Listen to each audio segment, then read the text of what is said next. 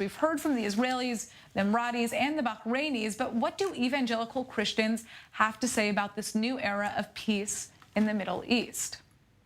Well, evangelical Christians have been quite a force behind American pro-Israeli policy, and with us for more on this, we have Dr. Mike Evans joining us. He's the founder and CEO of the Friends of Zion Museum. So, Mike, you were on a call with President Trump and Jared Kushner earlier today. What was said there? He discussed negotiations he's having right now with 5 more Muslim countries. Interesting. Can you tell us what countries those are? I certainly can't. Not even a hint? You can say the first letter of one of them. Right. The strength of this president and Jared is discretion. They do everything quiet diplomacy.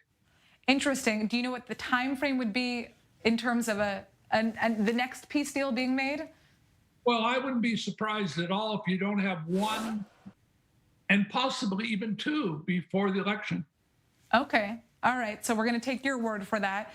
Now, if you could speak of a broad reaction, I mean, how do evangelicals feel about these latest deals? Well, they're thrilled, and I'll tell you why. If you read the Abrahamic Accord, and I was there for the ceremony, it does not have anything in it about a settlement freeze. It's not in it.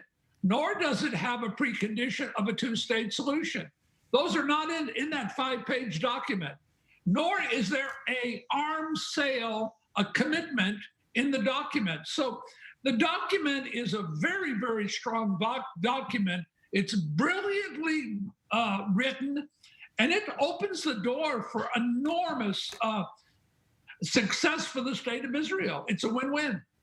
So you just said it, the deal excludes any mention of a 2-state solution or the Palestinian issue, but Israel was asked to postpone annexation to advance the deal. Do you consider that a fair trade? Well, as I said, the document does not have a precondition in it of a settlement freeze. Now, Netanyahu did it, but I think he's a shrewd negotiator. Listen, this whole thing happened because of Netanyahu. I've met with these Muslim leaders for years. I said 2 years ago, there'd be 5 to 6 Muslim countries coming in because Netanyahu has been building a bridge with them through his policy of TTP, anti-terror and technology for peace. And the president's closing the deal. Now, elections are approaching. We're just a couple months away now. Over 1.5 months away. How does this deal bolster evangelical support for President Trump? Obviously, it's not the Israeli-Palestinian peace deal that he spoke so much about throughout his entire career so far as president. Well, our team of 25 delivered the evangelical vote, the largest evangelical vote in American history that delivered the presidency. And we'll do the same thing again. We'll deliver the evangelical vote. Listen, I've got 73 million evangelicals just on my Facebook site, the Jerusalem Prayer Team. So we are delighted with this president. He represents our views, and we're with him.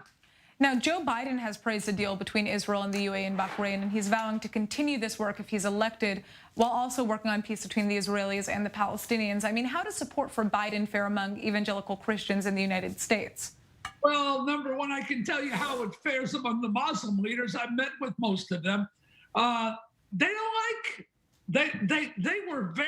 hated Obama. They didn't dislike him. They hated him.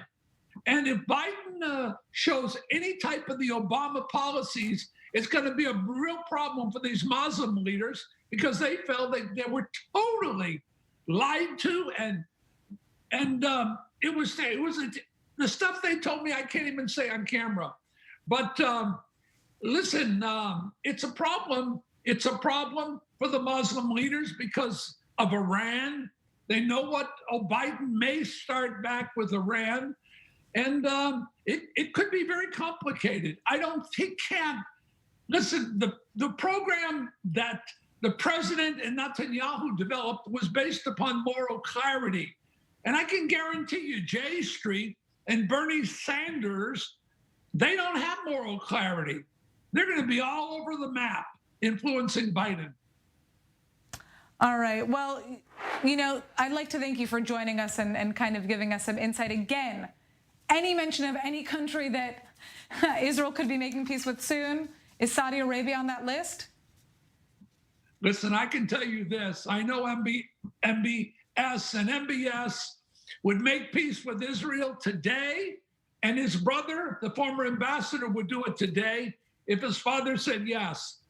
He's more pro-Israel than most American Jews. MBS.